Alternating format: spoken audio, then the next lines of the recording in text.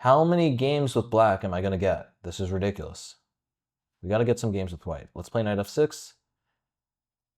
Okay, we'll get the two knights tango. I don't know the two knights tango. Haven't studied the theory yet. I'm supposed to be doing a course on it.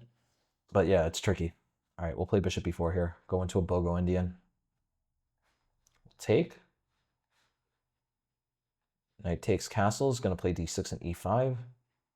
Normal stuff. Standard fare. All right. Knight b3, that's a strange move. In general, whenever they put the knight on b3, you should be looking at a5 first and foremost. This looks like no exception. This would be a good idea. Knight is really bad on b3.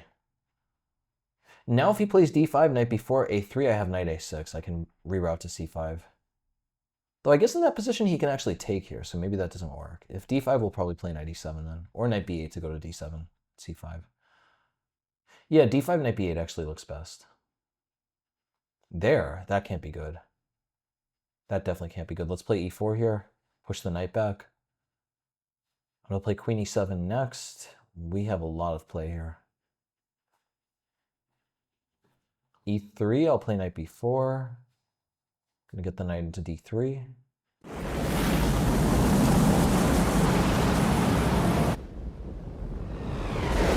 Yeah, this looks like a dream position here. Okay, he wants to get his knight into d4. Let's play c5 to stop him. If he wants, he can take, but then we take back.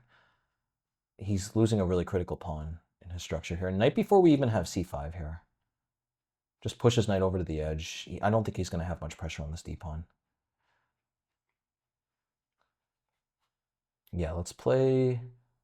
Actually, should we play c5 first? I think we should. This just looks like a really bad position for him. This knight is just awful here. All right, let's play bishop g4. Start to push his queen around. If he plays queen b1, we could play bishop f5. Yeah, I wanted to push his queen away so that it can't pressure d6 any longer. There. All right, let's play rook e8. Dude is in a lot of trouble. He has pretty much no good pieces. And I have fantastic control over this d5 square. Like, this is the one weakness in my position. Technically, it's these two, but he has just no scope to cover it. Long term, I'm going to think about transferring a bishop over here. That would be good. In the long term, you know, because my pieces are so active, I could even think about technically wrecking my structure, quote unquote.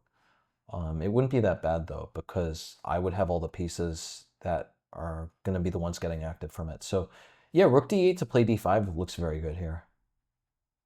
This guy's already in a lot of trouble. I think he's just losing material. Rook e1, I play bishop d3 and then knight c2. Half of me doesn't even want to trade this knight, though. This knight is superb here, but yeah, we'll just take the exchange. Just take the free exchange. There? All right. He's just trying to be fancy. I'm going to be fancy as well. I'm not taking a rook until he moves one of them. I can play this game too. He thinks I don't know this game. The game of I'm going to try to get you to waste a move with your knight. All right, we play d5 here anyway. Queenside is opening up. Position should be completely lost for him.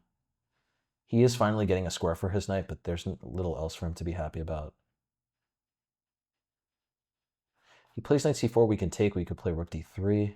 Okay, here, rook d8. This is a disastrous position. If he plays, well, here I just take. What is he doing?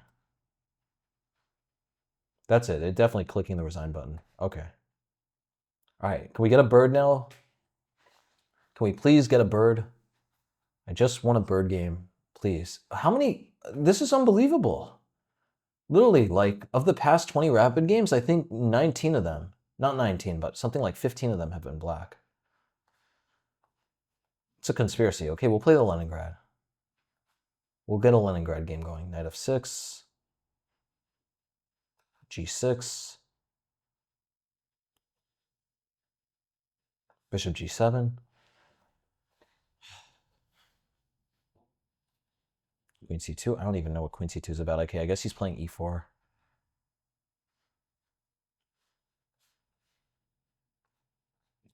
Yeah, this is a creative idea. I don't think it's much to be concerned about. His queen is going to be very misplaced here.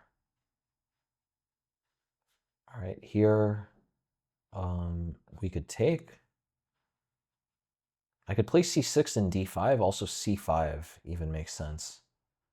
Yeah, c5 looks perfect, actually. Look at that. Queen can come to a5. He's very far behind in development here. Structurally speaking, this should be very bad, right? Because I've lost this f pawn and I'm also pushing the c pawn, so I'm going to have lots of tender squares around here. But at the same time, he's just so far behind in development, it should be fine for me. If he plays d5, I could play d6 and bishop f5. There, that's not going to be good. He's definitely biting off more than he can chew with this one. We play e6, he takes on c5, b6, and bishop b7. That looks great. That looks very strong. This is a bizarre position here. We play king h8. They play knight g5. No, knight g5 is never going to do anything. What am I worried about with that? King h8, queen takes c5. Could we play knight a6? I just need to figure out the best way to get us mobilized. My fear is that e6 doesn't really do anything, so it would be better just to get the king h8 move in. All right, yeah, let's play king h8. He takes on c5. We'll play knight c6, d5, d6, queen e3, and knight b4.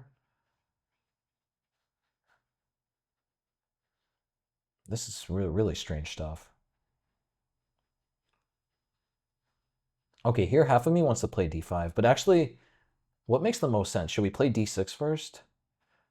Yeah, d6. Let's get this bishop out. I might play bishop g4, or I might break immediately with e5. I think he's definitely in a lot of trouble here. Structurally speaking, I'm worse. Materially, I'm also worse, but it doesn't matter. He's just so far behind in development here. This should be very good. We could play bishop g4 if we want. I think I could sacrifice. Can we sacrifice? Takes, knight takes d4. He takes, I take with the bishop.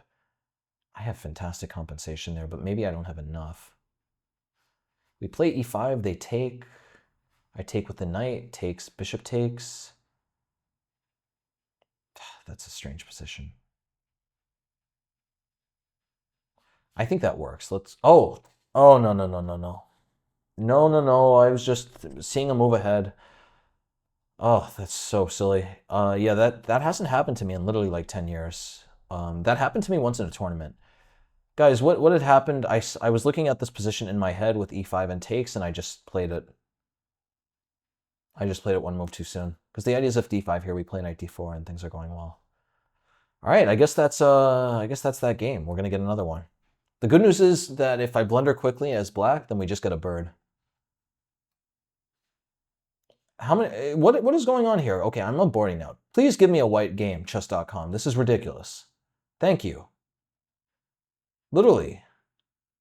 Ridiculous.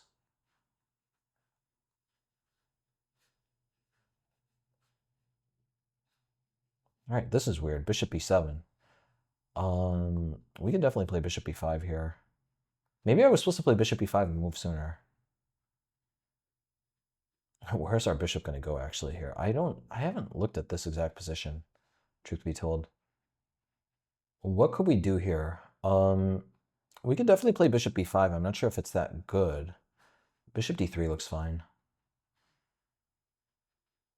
It's a bizarre position here. Knight c6, well, that's just a mistake. None of these things agree with each other. I'll happily invest the move on a3. Okay, here, we'll castle. All right, 95.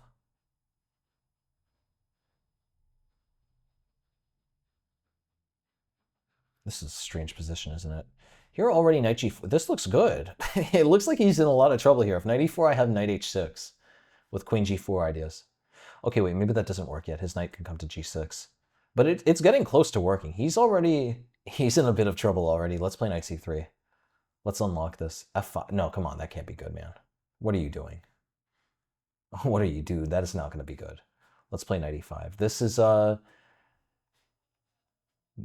very cowardly push. People do this when they think that they're getting mated immediately, but it surrenders so much because now he's left with a bad bishop. He's giving me these dark squares. I also have a pawn that's digging into these very relevant squares to his knights. So yeah, you should pretty much always be happy if they play f5 against your bird because it's a sign that they're quivering. They're quivering in their boots. All right, we should not take here though. Let's play knight e2. Get the knight around to f4. There. Let's play queen e1. I'm wondering what he's doing. c5, okay. I still don't see any big problems here. Let's just play rook d1 to make sure he can't play c4 and try to win this pawn here. There. Well, here I could play knight f4 at the very least. I'm not really concerned. Even if he takes here, he's just opening up my bishop. I'm not really concerned about that. I like h4, honestly, because if he takes, then I take. He takes, I play queen g3. That pressure looks enormous. That already looks over. Yeah, let's do that. If he wants, he can win the pawn. He's going to be breathing fire straight into this dragon.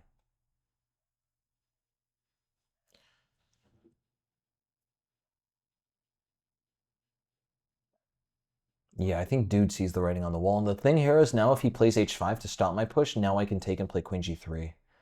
And again, he's going to be in a lot of trouble because once his knight has to move, then my knight can get to f4. I do not want to play knight f4 if it's just going to mean a trade. I want my knight to come on to f4 when it's not going to trade, and it's just going to target all these weaknesses. All right, h5. Okay, we'll take here. This is just the end of the game now. His knight is... This h5 move has weakened so many squares. It's undermined his knight. Also, g5 is weak. My queen can just post itself on g5. Dude is about to be in so much trouble here. Okay, yeah, that's his best idea, because if he keeps the f-file open, it's going to be even worse. But this is still bad. There, all right. Can we just play queen g5? We should also play d3 to open things. d4 also makes sense. This is just a really bad position. Okay, queen g5, knight e7. We play knight f4. Yeah, that's terrible. I'm just going to take here next. I guess his idea is he's going to try to take on e5. I even have g4 here. Look at that. g4 takes h5, knight e7. There. Well, now we play knight f4. This is getting very bad. If he plays g6, he's taking on a lot of weaknesses. g6 doesn't even work. I just take here. Yeah. What is he doing? I just take anyway. But even without that, he's just taken on so many weaknesses here, and I can play c4 just to dominate his knight, and then I'll play d3, open up everything. Guys, the idea behind this is that at the moment, sure, my bishop looks ugly, but it doesn't actually matter here, because the thing is eventually I will be... He just needs to play so precariously to make sure this pawn stays here. If the pawn ever moves, the bishop is going to be golden. Right, so we just gotta be patient, we gotta be humble, and try to figure out the right way to... This is just over. He should be resigning. All right, nice. That was a good win. Let's go to the game review. This was a very interesting game, actually. All right, here... Yeah, very weird stuff here. I think I actually missed my opportunity slightly. Bishop e5 probably seems the most accurate here, because if they play knight d7, then you can play bishop c6. Bishop e2 is good. Apparently, well, which is the best? Chess.com, please. Knight e5. Interesting. Knight e5, I don't really see the difference. I think all of these are equal. Yeah, he should be putting his knight on d7. Maybe technically black is slightly better here, because he could eventually get his knight to c5. This is a little annoying. It's still not the end of the world. You might be very, very slightly worse. Okay, so here, everything looks fine. Knight g4 is actually a little bit of a mistake. I probably should play rook f3 here, just to get my rook in. What does it want? It wants me to play knight c3? Interesting, just get the knight over. I actually remember this from my course. I just forgot about it. I was too focused on the attack. I saw ideas of just sacrificing here and getting like a double bishop sacrifice with something like this, like g6, you play rook f3. I don't know, like if they play knight f5 here, you play rook h3, and you're gonna somehow just take and then play queen h5 and mate them. Or yeah, something here like takes, and mate. But yeah, very, very strange position. He plays knight e4, that's a miss. Knight c3, also a miss. What am I supposed to do here? Knight f2? This knight is misplaced here. Do I take? Oh, is it this? Yeah, look at this. Well, wait, what do we do here? Yeah, we throw in a check. Is this the best move? And then we take, and yeah, and then it's going to be very hard for him to stop queen g4 or queen h5. I guess he could play this. And this is just getting wild. I don't know what's happening here. What is he going to play in this position? He's going to play something like rook e8. He has to, because queen g5, knight g6. Yeah, this is just wild. I don't even know what's happening here. Anyway, I played knight c3. I just wanted to trade the knight off. f5. Apparently he's better here. I would never have thought so. I've always, whenever I see these positions, it's always white who's better. Maybe our bishops are technically a bit hindered in here. Like normally our bishop would want to be on e2 so we could kick the knight out quickly with d3, but yeah, that's a bit shocking that we would be worse here. Knight g6, queen e1. This is a mistake. Apparently Okay, that's so interesting. Yeah. So you guys, you see that? Because I was because I was coming at this position under the impression that I should be better, I just did not want to trade knights. But apparently it's just better for me to try to be equalizing here and just trading the knights. That's wild. C5. Oh, okay, that makes sense. Yeah, if he plays knight c5 here and he takes, he's giving us a clear weakness. That makes a lot of sense. Yeah, it has to do with this bishop. That's the reason that this pawn here doesn't matter so much. Normally, guys, again, I'll say it once and I'll say it again. Normally, this pawn is a very good thing. It is an asset here, but in this exact position, my bishop is just too blocked in, so this other factor matters more. All right, so here, plays queen c7. I play h4. That's a mistake. What? He should take here? Are you kidding me? Oh, wait. Takes. What am I missing here? He has knight g4. He has knight g4. Knight g4 just wins. He's threatening mate on h2. If I play queen g3, he trades the queens, he takes on e4, and he's just up a pawn here for nothing. I'm much worse. I don't think it's losing, but it's bad. That's crazy. I just completely missed that. He played h5. What I was going for here was this. If he takes here, then we play queen g3 and we're winning. So we just got too much pressure here. All right.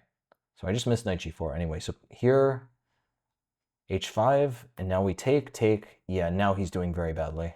Knight is coming to f4, queen g5. Yeah, his last option here was just to play patiently. He needs to do something like this, because if I take, I can't actually win this pawn just yet, because he's going to take with the knight.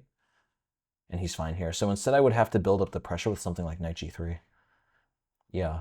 Okay, and then once I get this pawn, this is just getting really bad, because I'm going to take here, I'm going to have more pressure.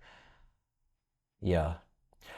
Guys, this is definitely something to keep in mind, though. If you do end up getting a pawn here in these types of positions with your bishop here, try to transfer the knight to this square. This is a critical pairing up. Pawn on e5 and knight on f4. Time to go!